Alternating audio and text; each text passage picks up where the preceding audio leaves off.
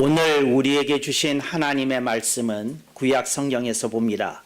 구약 성경 883쪽 시편 107편 20절 말씀을 장성 목사가 풀어서 번역한 연역본으로 봉독합니다. 이 말씀을 듣는 이들은 추후에 꼭 여러분들이 사용하는 성경과 장성 목사가 번역한 부분을 함께 대조하시면 더 큰 은혜가 임하게 됩니다. 그님이 말씀을 보내어 저희를 치유하사 위경에서 해방하시는도다. 아멘. 하나님의 회중인 우리는 성령님 아래 성경 위에 하나님의 말씀을 듣기를 원합니다. 오늘 여러분들이 주목하실 설교 제목은 어디를 보십니까? 입니다. 하나님은 오늘 우리들의 인생을 살피고 계십니다. 하나님은 우리들의 인생 속에서 우리들이 선 자리를 살피도록 또한 말씀하십니다. 그런데 하나님은 우리들이 선 자리만 보기를 원하시는 것은 아닙니다. 하나님은 우리들의 속을 들여다 보시기를 원하실 때도 있다 하는 것을 기억하실 수 있기를 바랍니다. 제가 인생을 살아가는 사람들을 향하여 애끓는 마음을 가지고 제가 말씀 사역을 해온 걸 여러분들이 잘 아시리라고 믿습니다. 교인들이 고통을 겪을 때 차라리 부모의 심정으로 대신 아팠으면 좋겠다 하는 생각을 가질 때가 자주 있습니다. 인생은 대신 살았을 수 없는 것이기에 그때마다 그 아픔을 보면서 제가 하나님의 말씀을 묵상하게 되고 준비하게 되고 또 선포로 이어지게 되었던 과정을 여러분들이 잘 기억하시리라고 믿습니다. 어떤 환경에 처해 있을 때에 오늘 우리들이 보는 게 있습니다. 그 선자리에서 보는 게 있습니다. 근데 그게 뭐냐? 우리들의 환경이 보이고 우리들의 자산이 보이고 우리들의 능력이 보이고 지혜가 보이고 우리들이 끌어안고 있는 고민과 문제가 보이게 되는 것입니다. 그런데 오늘 특별히 시편 107편 20절 말씀은 그러한 우리들의 시각을 안으로 돌리도록 이렇게 요청하는 소중한 말씀입니다. 시편 107편 20절 말씀은 그 중요성에 비해서 대부분 이렇게 간과되고 있는 구절 가운데 하나입니다. 그래서 제가 그 개역 성경을 봤지만 그 뜻이 그다지 마음에 충족이 안 돼서 제가 대폭 수정한 번역문을 여러분들에게 제시했던 것을 아시리라고 믿습니다.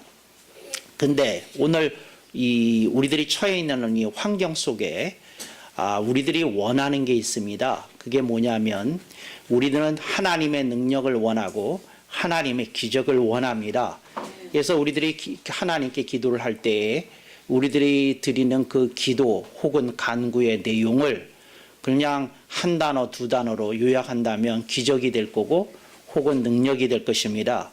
그런데 오늘 시편 107편 20절 말씀은 그러한 우리의 시각에 대해서 주님이 다르게 역사할 때도 있다 하는 것을 보여줍니다. 그러니까 우리들이 원하는 건 능력이고 기적인데 오늘 본문 말씀 속에서 하나님께서 보내시는 것은 기적도 아니고 능력도 아니더라는 겁니다. 뭐냐? 말씀을 보내시더라는 겁니다. 바로 여기서 하나님께서 오늘 인생을 바라보시는 굉장히 중요한 키 포인트가 여기에 자리 잡고 있습니다.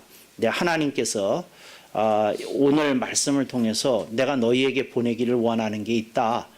말씀을 내가 너에게 보내주기를 원한다. 이렇게 말씀을 하더라는 거죠. 그런데 여기서 딱 우리들이 조금 멈추고 좀 생각해야 될 게 있습니다. 근데 그게 뭐냐면 하나님께서 우리들에게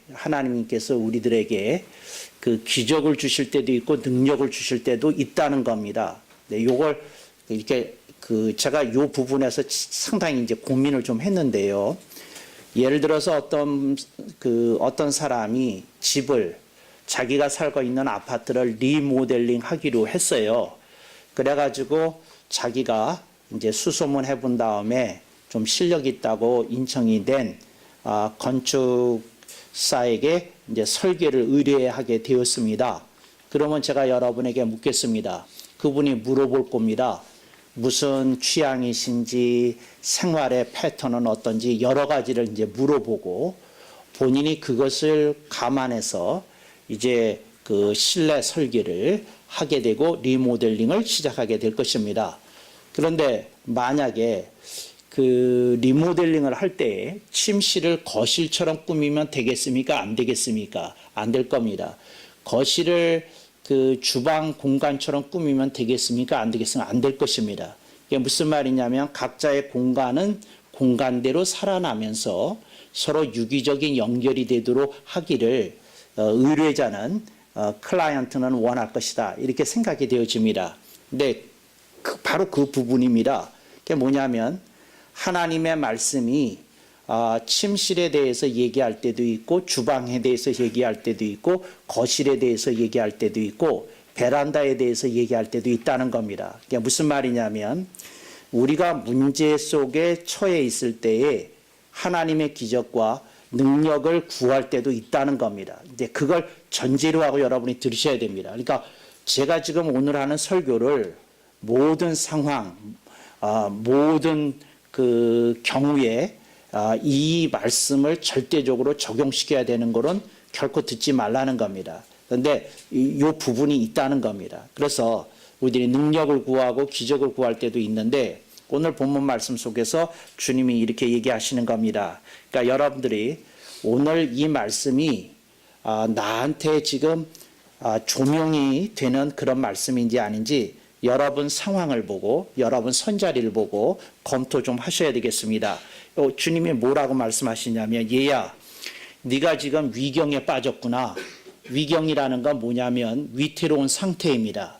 그러니까 회사가 부도날 위기에 처해 있는 것일 수도 있고요.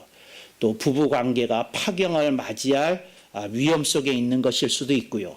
또 자녀 교육의 문제가 도무지 손쓸 수 없는 어떤 지경으로 치닫고 있을 수도 있고요. 그러니까 여러 가지 상황인데 위경이라고 그랬습니다. 굉장히 위태로운 상황, 이게 벌어졌다는 거죠. 그런데 그 위태로운 상황 속에서 하나님이 뭐라고 말씀하시면 이렇게 얘기합니다. 얘야, 나는 지금 더 큰 걱정이 있다. 네 사업이 부도나는 것이 문제가 아니고 네 몸에 있는 중병이 중요한 게 아니고 네 자녀 교육의 문제가 중요한 게 아니고 내가 더 신경 쓰는 게 있다 하고 말씀합니다.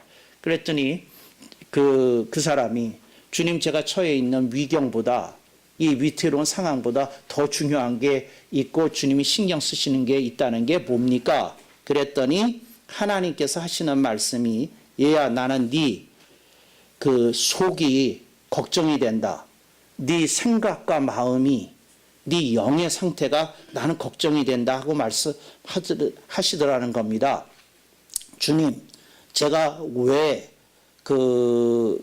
더 신경이 쓰입니까? 주님이 말씀합니다. 그건 네가 지금 근심 걱정하는 정도가 너무 엄청나서 네가 혹시 자살을 꿈꿀까? 내가 그게 신경이 쓰인다. 네가 그냥 막 정신을 놓을까? 맥을 놓을까? 난 그게 신경 쓰인다. 그리고 내가 네 잠자리를 보니까 네가 불안과 공포 때문에 제대로 잠도 이루지 못하더구나. 네가 불안과 공포 때문에 제대로 그 식사를 못하더구나. 나는 이게 더 신경이 쓰인다. 그 말입니다. 그래서 오늘 본문 말씀 이제 제가 이렇게 설명한 하나님이 신경 쓰시는 데가 어디라는 걸 이렇게 좀 생각을 하시고 본문을 다시 한번 읽어보겠습니다.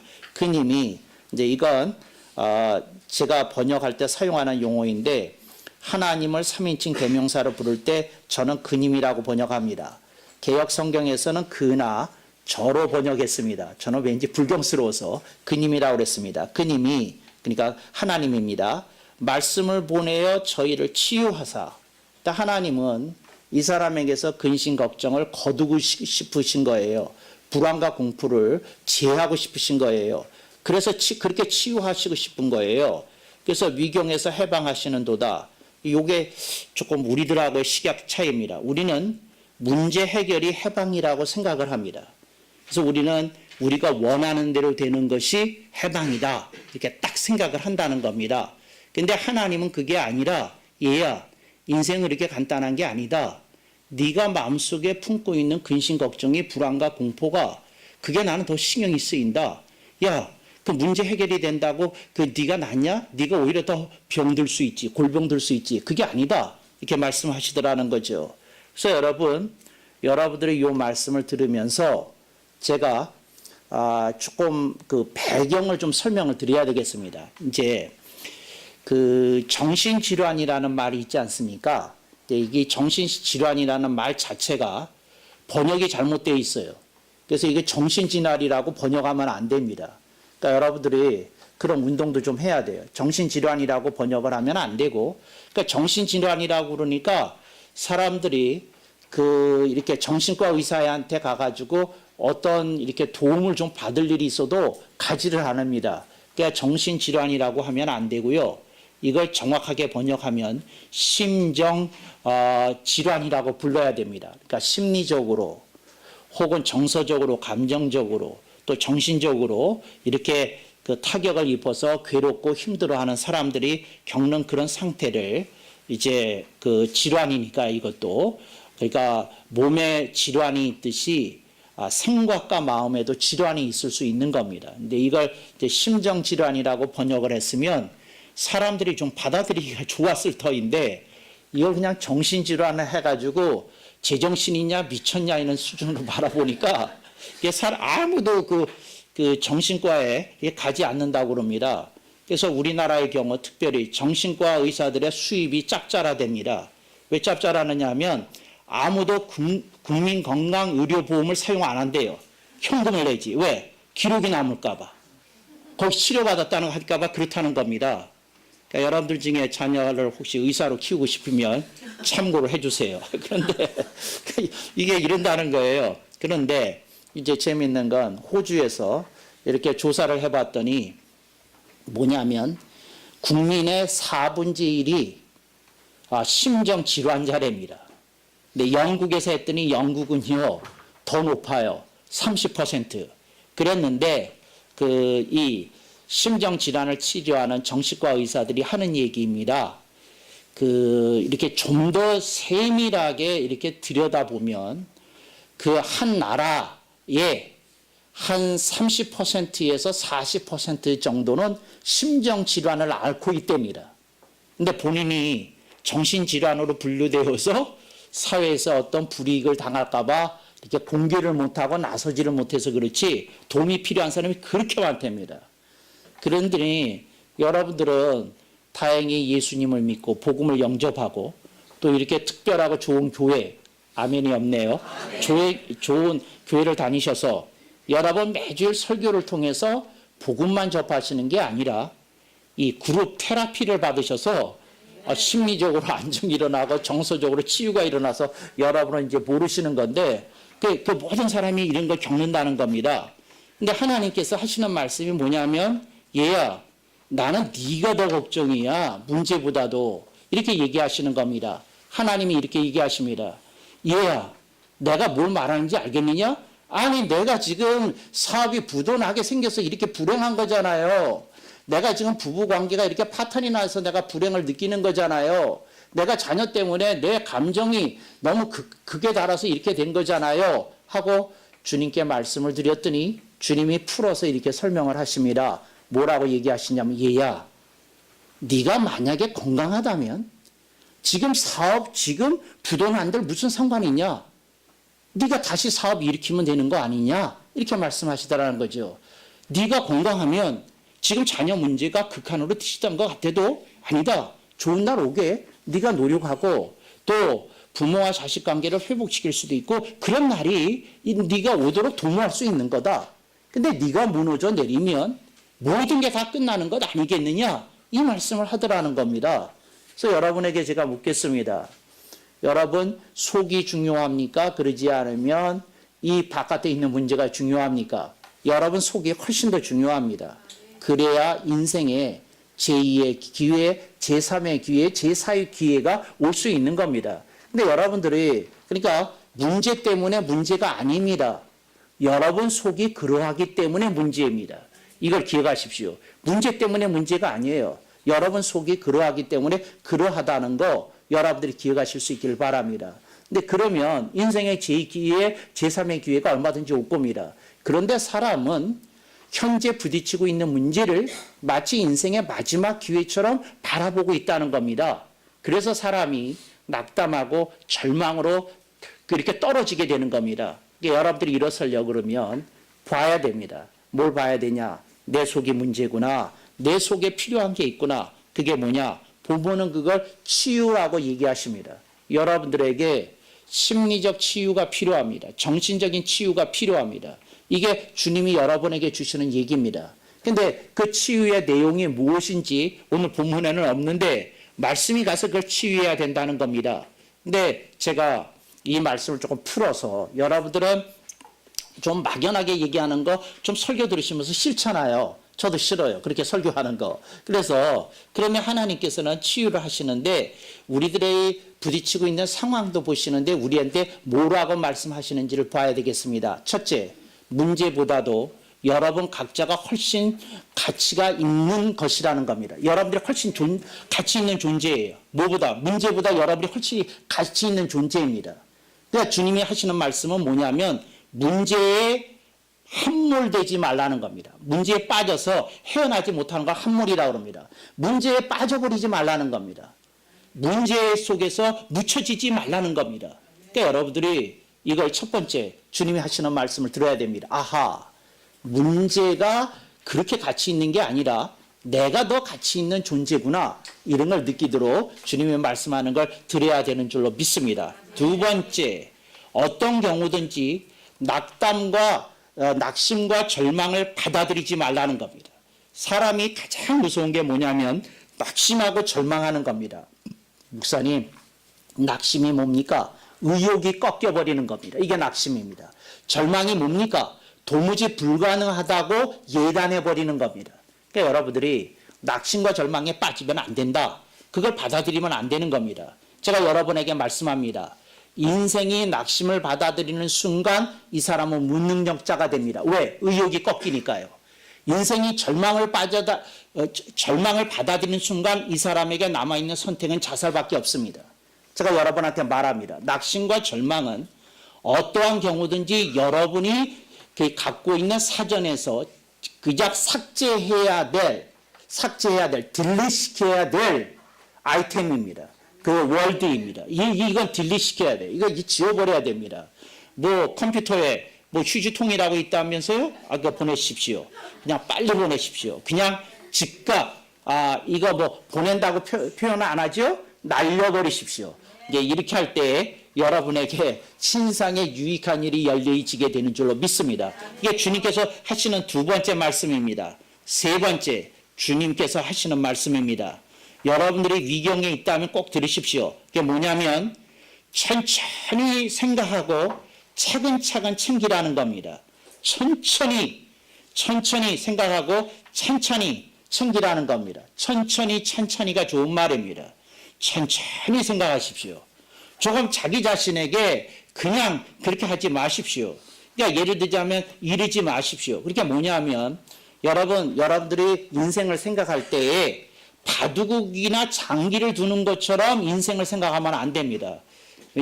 여러분들이 이제 바둑이나 장기를 두다가 여러분들이 딱 하고 난국에 부딪히잖아요. 그러면 생각이 안 되지 않습니까? 그러면 앞에서 들리는 소리, 바둑 두는 사람 어디 갔나 하는 소리, 거기에 쫓겨서 이제 그 생각 제대로 못하고 두면 어떻게 되는 겁니까? 대마가 죽는 겁니다. 바둑 망치는 겁니다. 이제 그렇게 벌어지는 겁니다. 여러분, 인생은 바둑이 아닙니다. 게임이 아닙니다.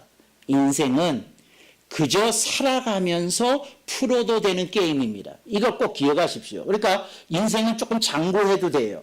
근데 사람이 너무 급히 생각하더라는 거죠. 여러분 자신에게 시간을 조금 더 주십시오. 장고해도 됩니다. 여러분은 충분히 그것을 묘수를 찾아낼 수 있는 능력이 여러분에게 있습니다. 그러니까 여러분들이 꼭 천천히 장고하실 수 있기를 제가 당부드립니다. 천천히 장고하십시오. 그게 더 좋은 말이네요. 생각보다 천천히 장고하실 수 있기를 바랍니다. 그리고 천천히 챙기실 수 있기를 바랍니다. 그러니까 여러분들이 천천히 점검하실 수 있기를 바랍니다. 근데 그러다 보면 여러분에게 하늘문이 열려지는 체험이 오면서 영감이 생기게 되고 아이디어가 떠오르게 될 겁니다. 분명히 일어납니다. 분명히 일어납니다. 그러니까 꼭 그렇게 생각하고 그러실 수 있기를 바랍니다. 제가 이런 설교를요, 미국에서 한 일이 있는데, 제가 그분, 이름 얘기하면 안 되겠죠? 그냥 그 미스터 김이라고 그러시자고요. 그런데 이분이 그 뭐냐면 바둑의 고수였어요. 한국에서 미국으로 이민 오기 전에 아마 6단이었답니다. 그래서 이분의 취미가 뭐냐면 도장 깨기예요. 도장 깨기라는 게 뭐냐면 이분은 신문에다도 광고 낸 사람입니다. 저는 한국에서 아마 6단을 받고 미국에 건너온 사람입니다. 제 취미가 바둑입니다. 그런데 누구든지 저를 깨주시는 분이 문을 만나기를 제가 학수고대합니다. 저한테 연락 주세요. 그리고 그 신문에다도 광고도 내는 사람이에요. 근데 바둑을 굉장히 잘 둬요. 그리고 또 바둑 두기 전에도 규칙을 또 엄격히 정하고 이렇게 합니다. 예, 그 한 수당 5분 이상 생각하면 안 됩니다. 이제 그리고 왜? 그럼 바둑이 무한정 길어지니까 그러면서 하고 이제 그 바둑을 두시는 분인데, 근데 이분이 제가 이런 맥락에서 무슨 설교를 했던 것 같아요. 아, 인생을 장구해야 됩니다. 어째야 됩니다. 이제 이런 소리 했던 것 같아요. 그랬더니 이분이 평소에는 좋은 분인데 바둑을 치는 분이다 보니까 이 바둑 얘기 나오고 수 얘기 나오고 장구 얘기 나오니까 귀담아 들었나 봐요. 설교 다 끝나고 이제 그렇게 이제 뭐죠? 미국에서는 그 끝난 다음에 커피하고 이렇게 도넛을 먹는데 이분이 그 옆에 있는 그 바둑 그 동호인들 데리고 앉아가지고 지한테 딱 하고 하는 겁니다. 목사님, 너무 그렇게 바둑을 잘못 생각하시는 것 같습니다. 아무리 생각해도 뉴스가 나올 수 없는 경우가 바둑에는 많습니다. 그랬어요. 말이 맞잖아요. 도무지 뭐 판이 어지럽혀져 있는데 대만은 도무지 두 집 낼 수가 없고 망하게 생겼고 질 수밖에 없는 경우가 있지 않습니까? 그랬잖아요. 이렇게 딱 대답을. 근데 목사님이 어찌 바둑에다가 이렇게 무슨 얘기하시면서 장고를 하시라고 그러느냐 이렇게 얘기를 하더라고요. 그래서 제가 대답 잘하는 사람이죠? 제가 뭐라 그랬느냐면 이랬어요. 예! 하나님이 말씀하십니다. 얘야! 바둑만 두어봐라! 다시 두라! 할렐루야. 다시 두면 되는 겁니다. 뭘?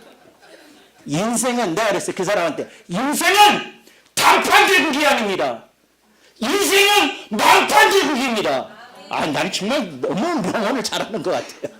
주여, 저의 이 발언을 용서하시옵소서.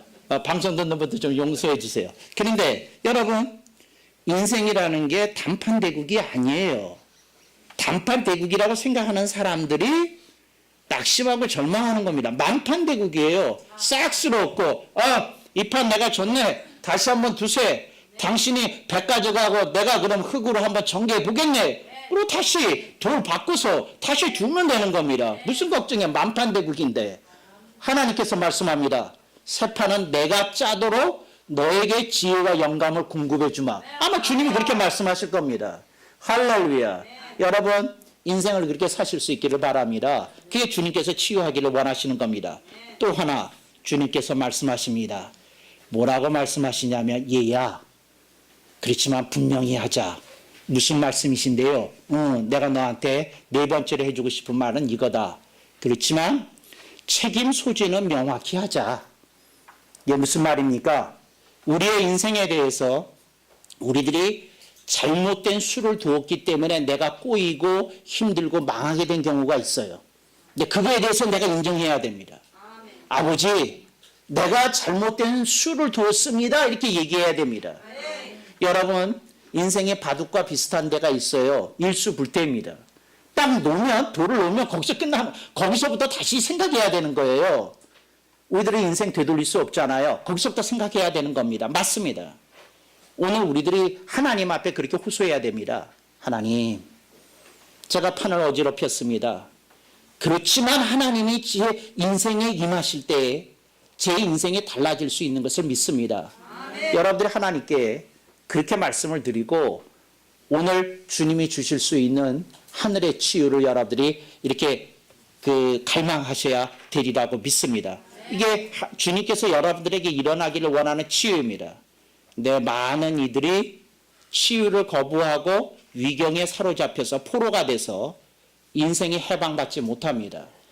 여러분들의 삶 속에 가장 중요한 것은 여러분들이 주님이 주시는 손길에 의해서 자유의 말씀을 붙드는 겁니다. 그것에 의해서 치유를 받는 겁니다.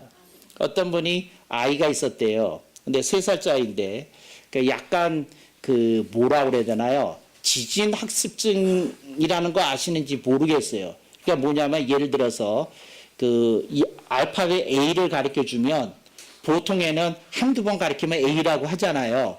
그런데 얘는 지진 학습증 걸린 애 있는데 뭐냐면 엄마가 100번을 얘기하면 A 이런다는 겁니다. 그러니까 A를 100번을 가르쳐 줘야 돼요. 그러니까 100번을 가르쳐 줘야 되니까 이게 엄마의 뭘 요구합니까?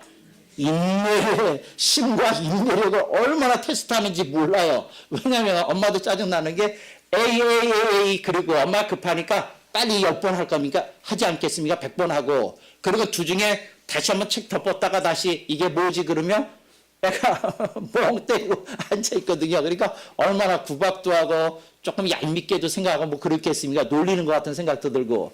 그런데 어느 날 이런 것 때문에 너무 힘들어서 심리 상담을 받는데 그분이 그런 얘기를 하더라는 겁니다. 뭐냐면 아이가 문제가 아니네요. 엄마가 문제네요. 엄마가 인내심을 가지고 인내력을 키워서 아이를 하면 약간 더디게 얘가 학습이 될 뿐이지 학습되는 효과는 똑같지 않습니까? 그렇게 하면 되지 않겠습니까? 그런 생각을 안 한 건 아닌데 상담사로부터 그 얘기를 듣는 순간 딱 하고 클릭이 됐다고 그래요. 그래서 그다음부터 생각하기를 얘는 정상이다. 다른 애는 한두 번 하면 알아듣는데 얘는 100번을 해야 알아듣는다. 그렇지. 이렇게 귀한 공자님이시니까 내가 얘를 귀공자로 대답을 해야지. 100번을 가르쳐 드려야지. 그리고 꾹꾹 참고 했더니 나중에는 그 학습력이 정상으로 돌아오더라는 겁니다. 그러니까 초등학교 3학년 때 정상으로 들어왔다 그래요. 그러니까 특별히 이상한 건 아닌데 뭔가 이렇게 결핍돼서 오랜 시절이 필요했다는 거예요. 그 엄마의 얘기입니다. 뭐라고 얘기하던가요? 애가 문제가 아니라 가르치는 나에게 문제가 더 있었다고 여러분에게 말합니다. 오늘 우리들이 부딪히고 있는 상황이 그렇게 힘들고 꼬이게 된 것에 대한 책임 소재가 시각에 따라서는 나에게도 있을 수 있다는 생각을 조금 해보실 수 있기를 바랍니다. 여러분을 힘들게 하는 그 시자 들어가는 분들이 얼마나 많습니까? 그러니까 뭐 시어머니, 시아버지, 시누이 하여튼 등등 있지 않습니까? 근데 시각에 따라서는 내가 먼저 마음을 열고 내가 조금 인내심을 갖고 인내력을 가지고 뭘 조금 튀었으면 이렇게까지 관계가 힘들게 느껴지지는 않았을 수도 있는 겁니다. 근데 내가 그렇게 생각하는 어떤 부분 때문에 훨씬 많이 개선될 수 있었는데 개선되지 못할 부분도 있을 수 있는 거거든요. 이게 책임 소재의 얘기입니다. 여러분들이 책임 소재의 부분에 대해서 여러분들이 좀 느껴야 됩니다. 그래야 여러분의 삶 속에 다른 코드가 생겨나기 시작합니다. 그 코드가 뭐냐? 성숙입니다. 여러분 인생이 성장의 길만 가서는 인생이 제대로 펼쳐지지 않습니다. 성숙의 길이 이렇게 열려지게 되는 줄로 믿습니다. 어떤 이제 성악가들이요, 프리마돈나의 길을 가지 않습니까? 오페라에서 주역도 하고 뭐도 하고 막 가지 않습니까? 그런데 이제 오페라 가수들의 경우 40을 딱 넘어가잖아요. 그러면 그분들이 느끼는 게 있대요. 뭐가 느끼는 게 있느냐 하면 목소리에 바이브레이션이 다른 사람은 모르는데 이게 본인만 느끼기에 뭐가 이렇게 떨림 현상이 다른 거를 본인이 미묘하게 느낀답니다. 근데 이걸 언제 느끼냐면 본인이 연습하거나 공연하고 그럴 땐 안 느끼는데 어느 날 새롭게 신성처럼 찾아온 마돈나가 있다고 그래가지고 그 사람이 공연을 하는 걸 가가지고 보게 되면 이게 들린대요. 아, 저건 내 20대의 목소리구나. 근데 지금 40대의 내 목소리는 이거구나. 이런 생각이 든답니다. 그래가지고 어떤 사람의 경우는 굉장한 우울증이나 자존감의 파괴 때문에 굉장히 힘들어한답니다. 근데 그때에 그 매니저가 이런 얘기를 하더라 그런 겁니다. 뭐냐면 쟤한테 없는 게 당신한테 있다고. 뭐가 있습니까? 인생의 눈물이 있다는 거죠. 인생의 쓰라림이 있었고 인생의 어떤 과정들이 겪었던 그런 것이 있다는 거죠.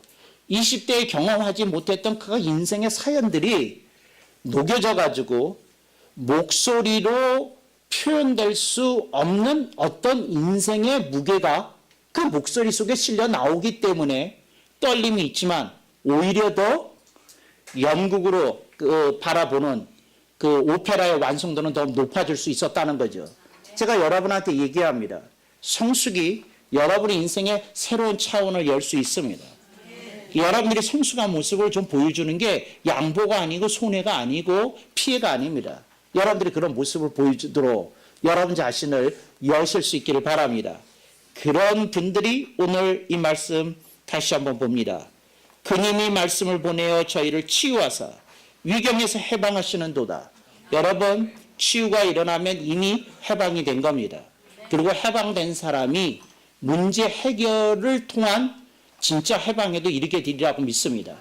여러분의 삶 속에 그러한 치유와 해방의 사건이 주 예수 그리스도를 통하여 공급되기를, 성령님을 통하여 공급되기를, 말씀을 통하여 공급되기를 축원합니다. 아멘 한 번 더.